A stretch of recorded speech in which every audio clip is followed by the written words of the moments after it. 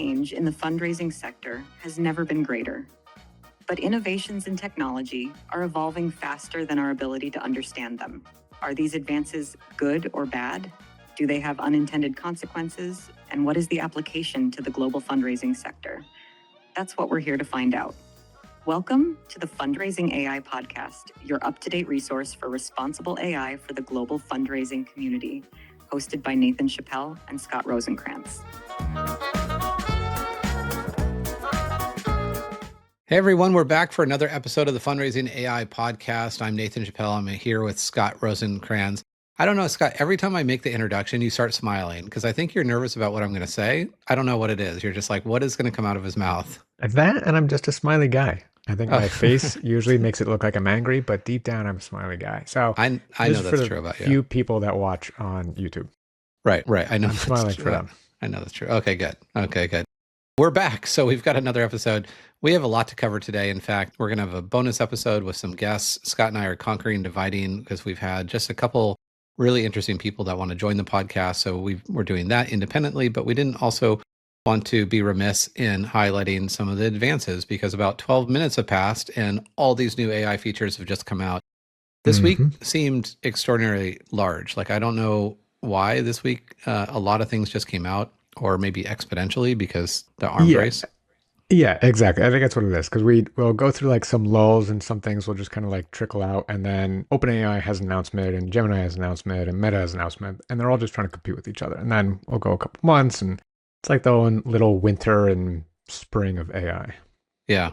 So this week we wanted to jump in and just start highlighting a couple tech advances that came out. I think some are really, really cool. It's absolutely amazing to think about where the technology is today compared to where it was 2 years ago, 2.5 years ago.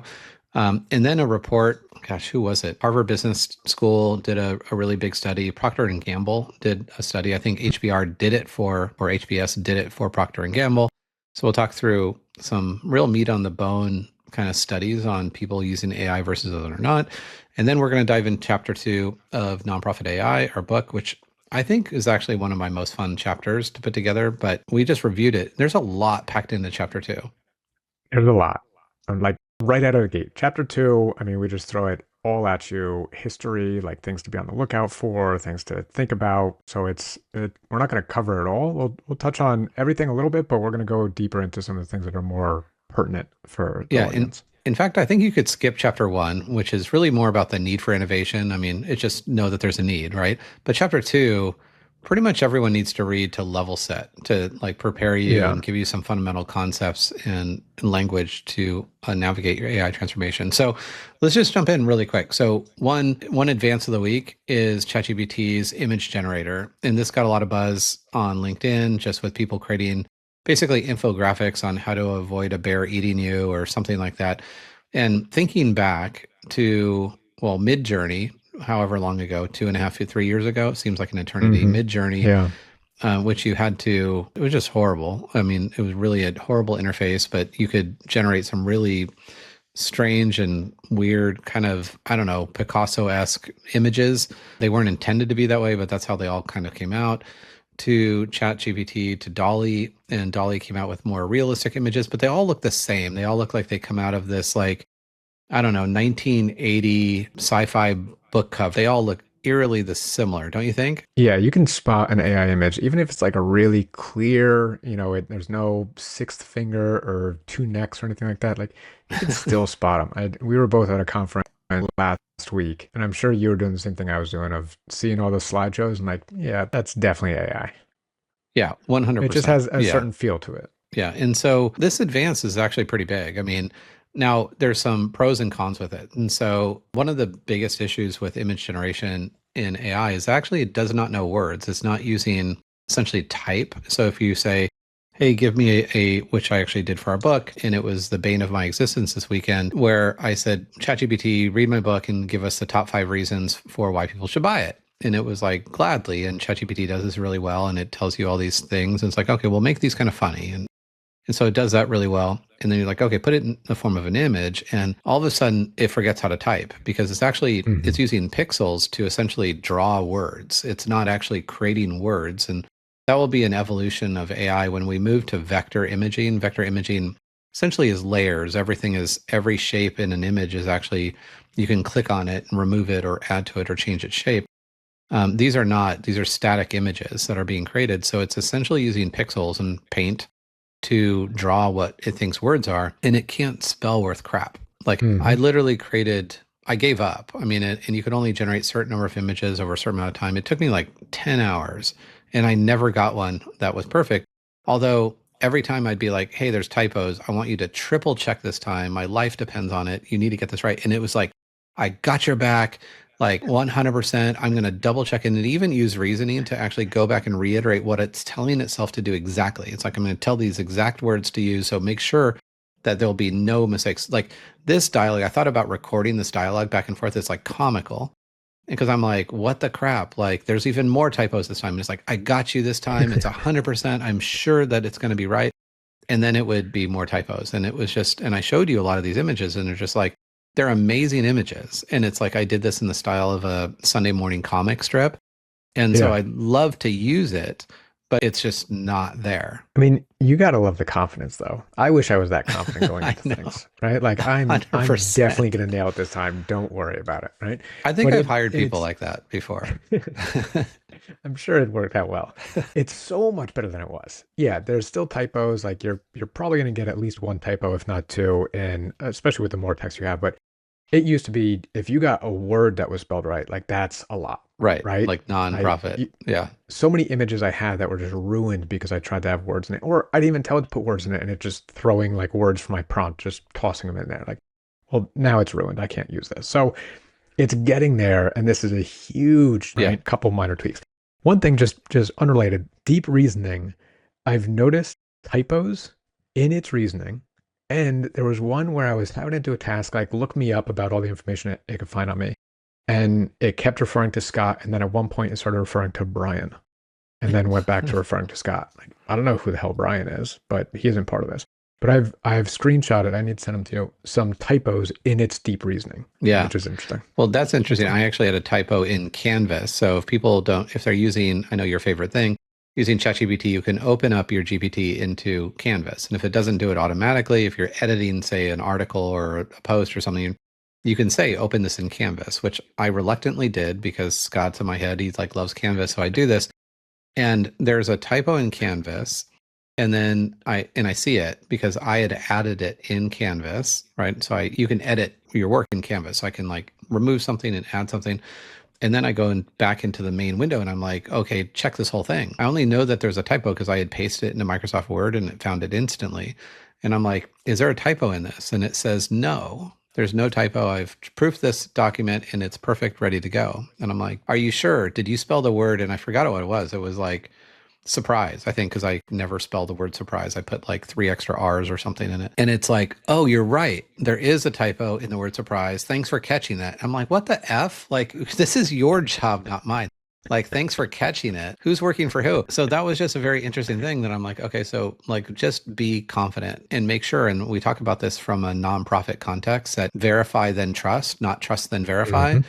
If accuracy matters, so if this is just planning a family meal, who cares? But if this was something that you're presenting to your boss or to a donor, heaven forbid, like verify, then trust, because these models are not infallible. And it turns out it was only proofing a portion of the document. It wasn't actually proofing that paragraph that actually I had edited, which I found was very interesting. So all these like amazing advances. I will say I did this project this week. So as you know, wrote The Generosity Crisis. And we've been having people come and tell me and Brian Crimmins that they're rereading The Generosity Crisis because of the recent turn of events of the last couple months and how essentially nonprofits are facing all these headwinds. And I mean, GPT deep research was amazing at actually taking my book and taking current events and doing just a really in-depth study and then comparing 2022 to 2025 and what we predicted specifically from the book and what came true.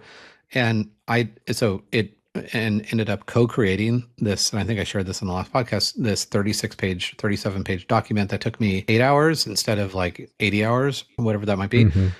But I had GPT, the image generator, create a side-by-side infographic. I asked it, wait, what are some ways I can market this compendium? And it gave me, well, you should do a side-by-side comparison. I'm like, okay, great. It had a ton of words on it and there were no typos. And so it's really interesting. Mm-hmm. I think when I've tried to guide it more in what I want it to say, it has more typos. But if I let it free form a bit, I think I had to do 2 or 3 iterations, but it actually did a really good job. And so think about it in 6 months from now or 3 Yeah. months from now, based on all this user feedback, it's just going to be amazing. It was missing a closed parentheses, but I've actually seen it miss closed parentheses in a Right. number of examples. I don't know if it Oh, just has an on issue my with side that by one. side. Yeah. Yeah, Yeah. yeah. I'm But glad you caught that. you're welcome and told everybody. Yeah. And I think I probably knew that. And I'm like, screw it, because I'm not going to do this Yeah, again. you And the probably thing got is, it's just, yeah. But what this does, I mean, to create infographics or things to visualize what you're thinking and trying to communicate without needing to send it off to a graphic designer, not needing to go into Canva, which is like, it's nuts. Like once we could do this and output into a Canva native document, I don't even know what Canva uses as a native document, but or to an SVG or a vector image, it's unstoppable. Like this is going to save so much time for nonprofits that are trying to take literature and translate it into another language, like effortlessly. I mean, Mhm. like saving, tens of hours, whatever that is, tens of hundreds of hours. It's going to save a ton of time and energy. So that's one thing that I think is just absolutely, if you haven't played with it, again, right now you have to have the $20 a month subscription. But if you're not on the $20 a month subscription, you're probably so tired of Scott and I telling you like every month, every episode, like get on it and just start doing it. You probably aren't listening, You're probably not listening. right? Yeah. I would think that most everyone listening is on the $20 a month. So, of course, OpenAI. So, if you're not doing it, do it. And right now, you have to be on the $20 a month subscription to get this image generator. Also, advanced voice mode, which is where you talk to your phone or you talk to your chat and it talks back to you. Released a pretty significant technological update this week, which basically is similar tone and tonality, but it interrupts less. So one of the hard things is really, and I heard some engineers from OpenAI talk about this about a year ago, saying one of the most difficult things is having it know when you're waiting or when you're thinking about something versus when you want to say something. It's like really, really difficult for technology to listen and know if it has an opportunity to say something or if it should wait and listen to you. And getting that timing right is like incredibly hard. So the new advanced voice mode absolutely has the ability, you can interrupt it, but it's more fluid than it has been because it's been a bit clunky on that in that regard. I haven't tried out the new one. I've heard good things from you, but I need to go back and try it. I'm still waiting. Like I'm going to be very excited. Sam talked about it. Sam Altman put it on a post not too long ago that they're going to consolidate all of their tools, right? I hate that you have a GPT that can't use advanced voice mode, or you're in a normal chat and you can't bring up advanced voice mode down the road. Like it's so frustrating. So it's just, you can have the old voice mode, or some things can use deep research, something like, just make it all in one, right? I don't need analysis paralysis. I know this was my tip of the week last time, but I'm already just tired of it. Just make one model and you figure out which one I want to use. One model, but also, one of the things that I do every time a new model comes out is I test that model to see if it still knows about me. And what's super frustrating, some of those models don't. So like deep research doesn't keep memory of you from your conversations in 4.0. So you find yourself like, well, when do I want to actually use it? So all that to say, I mean, using these tools in abundance and playing with them, truly having fun, playing with them and, experimenting. But this speaks to the next update that happened this week, which was on the Gemini side. So of course, GPT comes out with advanced voice mode and the image generator. So to your exact same thing. So Gemini releases basically 4 different models, 4 new models. So 2.0 Flash, 2.0 Flash Thinking, which is experimental, Deep Research, which we've, I think, shared before. All of the models now have deep research, including Claude, and then 2.5 Pro, which is also experimental for complex tasks. So it's truly just this arms race, and the arms race is so neck and neck. Like if you think one is better than the other, wait about 12 minutes and a new model will come out. Pick the type of, we talk about this as being like bottled water, they're all the same. Essentially foundationally, the foundation models are all built the same way. Pick the one that you like best, invest time in it. And, if you really don't like it, switch from Pepsi to Coke or whatever. I mean, ideally you would have done that and been smart enough to do that in the very beginning. But as a Coke fan, I just have to say that. But people can change. If you don't like it, make the change. And maybe it sets you back a little bit because you have to, retrain it about yourself. At the end of the day, pick the model that, is most aligns with your vibe. Yeah. And we talked about this because you put a lot of investment into one tool learning about you, right? And so that is hesitancy about jumping to another tool, right? Like it knows you better than anyone. So One part of it is it knowing your language. One thing I shared with an internal team meeting was instead of feeding ChatGPT your language, save it all into a Google Doc. And then you Yep. can transfer it wherever, right? And if you're using it in ChatGPT and you decide you want to be using them anymore, you want to go to Gemini, great. You just upload that document, but it's living, it's constantly updating, you're updating it. So you're not losing anything by jumping ship from one to another. Yeah. It's something that we heard a week ago from a client that it really became so clear. So if you're in a position where you have to do writing for another person in another person's voice, this is something that was kind of the bane of my existence, when I was throughout my career, where we would have to write for the chancellor of UCSD or for the CEO of a hospital. And the writers it's so painful because it takes them like a year, truly like a year, to understand the voice, be able to write the voice. So the CEO is like, who is this, that you're writing this thing for? It's so easy to now take, go back and take any pre-approved talking points, speeches, articles, whatever, anything that person has approved, and throw that into a GPT. And then all of a sudden, you're like way faster down the road of actually being able to just generate something in that person's voice. And so that's just one of the most low-hanging fruit, easiest tasks that you can use. And I'm surprised, and maybe because writers tend to be the most reluctant to adopt AI in my experience, just because they enjoy writing and they don't like something that is really good at writing. But to really lean into that, to amplify your work and frankly, be more successful, because you'll get there way faster. That was same. I felt the same way when I heard that use case. Like, that's a perfect use case. And honestly, I don't know how much the common users are utilizing GPTs, right? It's such an easy thing to get up and running. If you have a regular, consistent task or output or objective that you need, you don't have to throw in the instructions over and over and over again. Right. Just create a GPT to do it for you. Gemini has gems, so it's the same thing. You can have it just kind of run that. Perplexity has, I think, projects or collections, whatever they changed their language not too long ago. But all these tools have one of those, so you can always have it run exactly the same way. You don't have to retrain it every single time. So use them if you aren't. Yeah. And then right when we get into the book in chapter 2, the study that Harvard Business School did with Procter and Gamble, 776 professionals. This is probably one of the most in-depth studies in workforce development of AI that we've actually seen. And it's not surprising, but super impressive. So we'll just read a couple of the high-level stats and put a link to this in the show notes. But, teams using AI improved performance by 39%.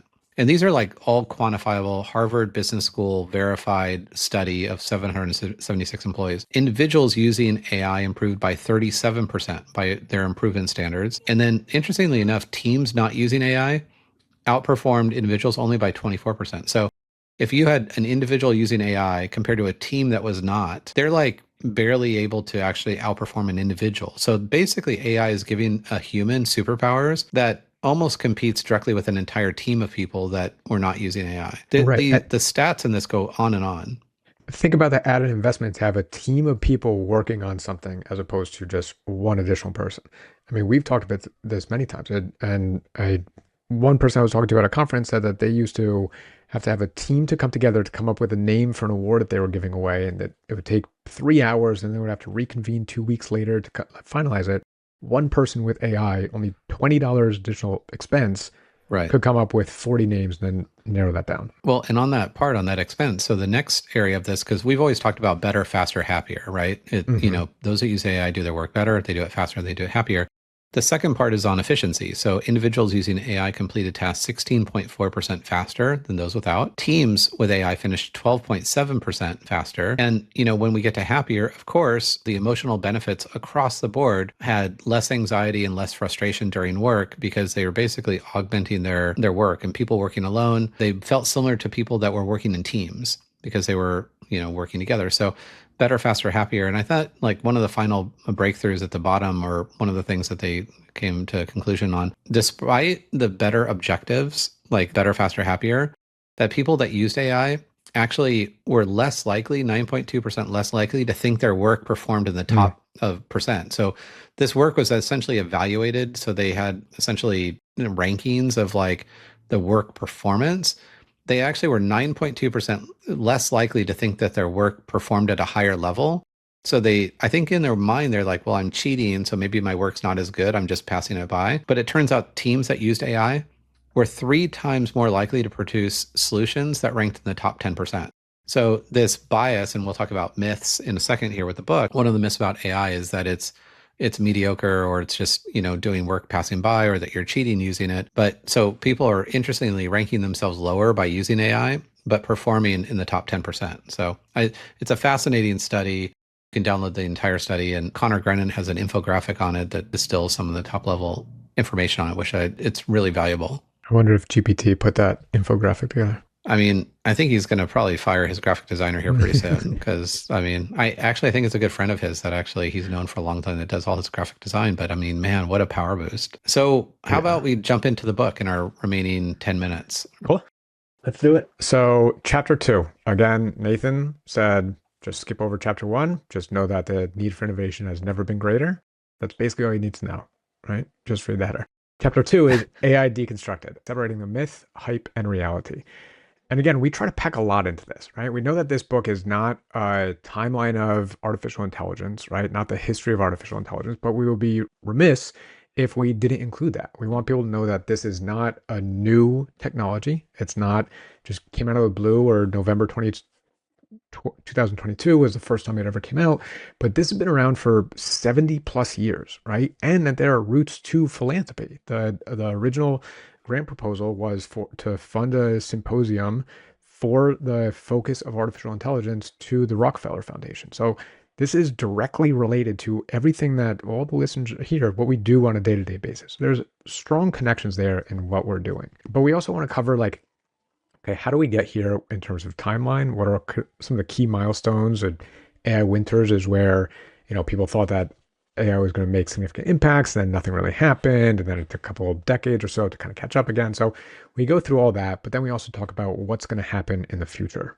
right? What are some of those key terms that you need to be thinking about or need to be aware of, because they're going to be coming quicker than, you might have expected otherwise, like agentive, autonomous systems. We talk about that, and obviously that's a big thing that we're going to be focusing on in 2025 also. Yeah. What else? I mean, I love the history part and then the framing of the different types of technology. And I do think that, while you and I talk about AI and use AI in all different forms and fashions all day long, probably couldn't function without it, that not everyone is at the same level. So I think having a little bit of a history, and I think a grasp of the key types of technologies to understand that the advances in AI were not just this profound thing that happened one day, that they were a series of many thousands of advances over a long period of time that brought us to this moment where essentially we're at a place now with modern AI that we're not fully sure of why AI works as well as it does. And now we're moving into kind of this new world where AI is just taking on its own kind of agents and taking action. And that's essentially how I just read an article, I think it was in the Wall Street Journal this week, that the stock market is essentially betting on the big tech industries that they need to power AI to make autonomous decisions by the end of this year to hold their valuations.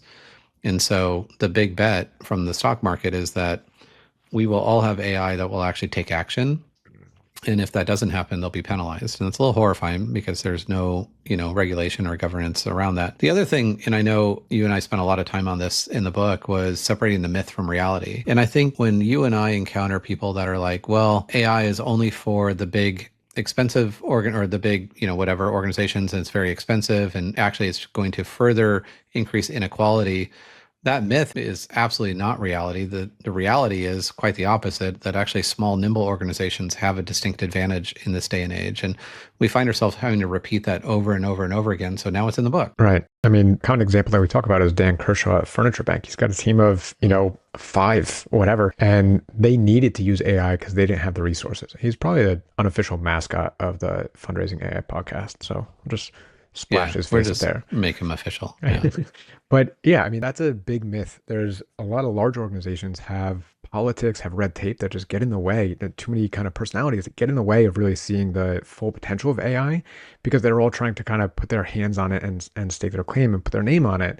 Whereas those smaller organizations have no choice. They need to move in this direction. And so they just learn how to adopt and adopt quickly. Yeah. So we've got 10 myths. I mean, we kind of get into it like AI will stagnate human creativity, or AI is just a passing trend, or AI can't be ethical. AI, is a one size fits all solution. So we get into these, and they're not long. They're pretty easy to read and just kind of dispel, these myths. And then, of course, we get into augmented intelligence and really understanding how that should be synergistic, not competitive, that people in professions that are looking at AI as a competitor. And so some of our friends that have been like, well, I don't want to use it because it's going to replace me, really kind of diving in. We dedicate a fairly decent part of this chapter discussing how that's not the intention. The intention is to augment your work so that you can do more of the things that you love and less of the things that you don't love. And, some would argue that it's the hard things that make us stronger in life. And I agree with that and how we raise kids often. But there are unnecessary hardships that we can essentially apply our brain and our effort to doing things that amplify effort versus, slogging away and really tormenting ourselves over something that doesn't need to be. We also talk about the AI hype cycle, right? Again, having been around for 70 years, like it hasn't been moving at the pace that it is now, right? People had significant over expectations of what it could do.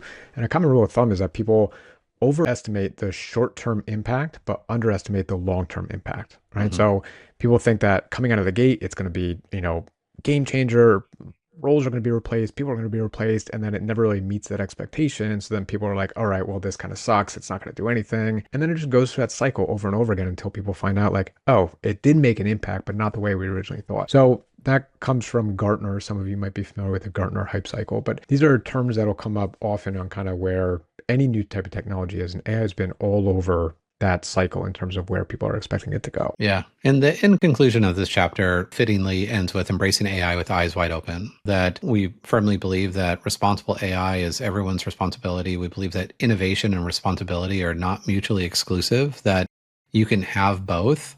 And that I think really leaning into understanding kind of what it is and what it isn't, understanding some of the history, understanding, what the expectations are. And I think separating out what the big tech companies might tell you or want you to believe AI is, and then actually what it can be for you and your effort to augment your work. And so all to say, I mean, it's a really good chapter if I don't say so myself. I think a really good chapter. It covers like a lot of groundwork, but it's not long. It actually goes through all these things in pretty quick order that I think anyone who's really trying to figure out where they're at and what the next level is.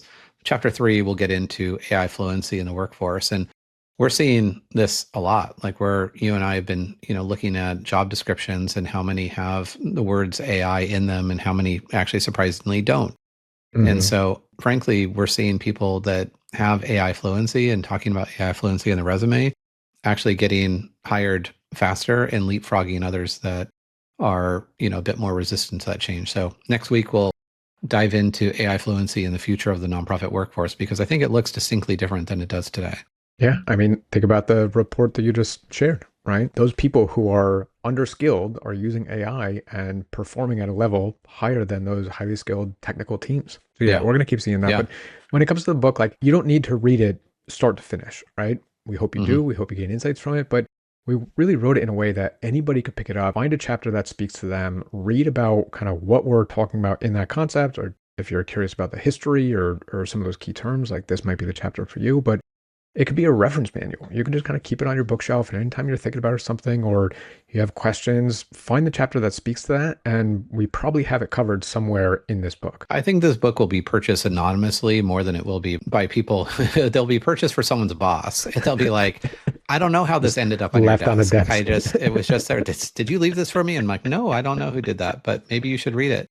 I think the book might be purchased anonymously just based on some of the feedback that we've heard from others. And, the people listening to this podcast are probably more on the cutting edge than not. Mm-hmm. I mean, I would say they're more curious than the average person who's basically like, what's a chat GPT and learning how to log in. And so I think this book will be helpful in giving you the knowledge to speak about this technology in a way that is, informed specifically to the nonprofit sector, obviously, but also serve as that reference guide to people who maybe don't want to ask the questions, but, will spend a weekend and read through and just get a quick MBA on what they need to know about AI and nonprofits.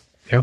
Cool. All right. You ready for Ponder of the week? Yes. So why don't you go with the tip of the week, Of the week. and then I'll go with the ponder of the week. All right. I kind of gave a pseudo tip of the week of capture all your language in a Google Sheet or a Google Doc and maybe like separate out email language versus LinkedIn post language versus, writing, right? So it doesn't create an email. That's exactly how you'd write a LinkedIn post, but that wasn't the tip of the week. That's just a freebie. Oh, you don't get a freebie. Tip of the week. I tend to get lazy with my prompts, and I've from day one hated the term prompt engineer, right? But the output that you're going to get is solely based on the quality of the input that you provide. So I know that my laziness leads to crappy outputs, and I only have myself to blame. So a way to get around that is originally I had in my custom instructions in ChatGPT was anytime I give you a prompt, ask me up to 10 questions that'll help clarify what it is that I'm looking for so that you can better execute. Sometimes I get lazy with that, so I ultimately scrapped that one and just went to anytime I give you a prompt, give me a significantly better prompt, tell me why it's better, and then execute on that prompt that you used. So it'll give me I might give it like a 5-word prompt. It'll give me like a 25-word or 30-word prompt and then tell me exactly why it's better. I should be reading this to see like, oh, I can do this and this and this instead. But it definitely moves my output a lot better, and I can see where it made assumptions on what I might like versus what I might not like, and then I can go back and correct it as needed. So just kind of a way to 5, maybe 10x your output with one simple change. Yeah, no, I think that's great advice. And, any of these hacks, I mean, we talk about this thing that there's no download guide from ChatGPT or others. Like you just experiment. And I think that's a great hack to really save yourself some time. And, to be honest, I mean, even if we compare generative today from where it was 2 years ago, it's so much more intuitive. And part of that is it gets to know you and starts to kind of understand your thought process, I think. And then the other is to literally kind of hack it to just be a little bit lazier so that you don't have to spend as much time. I think about in the beginning how we used to write these like really long prompts and we're like, telling all this stuff. And I only speak my prompts now. I don't write them because that just seems so archaic to me. And I mean, just like I've gotten really lazy and I barely ever type. So Ponder of the Week is interesting because I had a podcast interview this morning. We actually interviewed Xiaochen Zhang, who has this insanely impressive career at the World Bank, at the United Nations, at AWS he was the global head of innovation. So at AWS, and he is dedicated now many of the last years dedicated to AI for social good, similarly to what Fundraising AI does. And, I was reminded this week when I was in DC with you. We were in DC for the AWS Imagine conference, and it was just great, to connect with so many people that have gotten to know us over the years that, in the same circle, that where often I feel like we're kind of alone in this quest to use AI for good. I'm reminded by like the podcast today. We were lucky enough to have dinner with Brady Gervais, who's, at Minnesota Children's and she's just a delight. And it was just so comforting to recognize that while in lack of regulation, in spite of not having any regulation by either, at least in the US, by our government, that we're still surrounded by people who care. And so when I talked to Zhao Chen earlier today, he was just saying, he's like, yeah, and I talked about incentives versus reward. We can't expect MasterCard to operate differently because they have these incentives that are essentially prioritized, like making money is a priority for them. And his reminder was this, yes, but there are a lot of people inside those organizations that really care. And I felt comforted after that. Yeah. And just thinking about the people that we met this week and thinking about even if those companies are just slapping responsible AI, to satisfy their shareholders, that there's a lot of people out there that are in those companies that actually care deeply and would, want to do the right thing. Yeah. Love that. That's a great reminder because it does get overwhelming when we feel like there's this small group of people who are focused on this one thing, but we're all competing against the MasterCards and the Starbucks and the, Amazon, Nikes or whatever of the world, right? But there are people working in each one of those organizations that are dedicated to the same mission we are, right? They're just waving a different flag. So that's awesome. I love thinking about that. And shout out to all you who are pushing forth on that mission. Yeah. Shout out to Brady Gervais for reminding us that there's good humans out there that pay attention and care.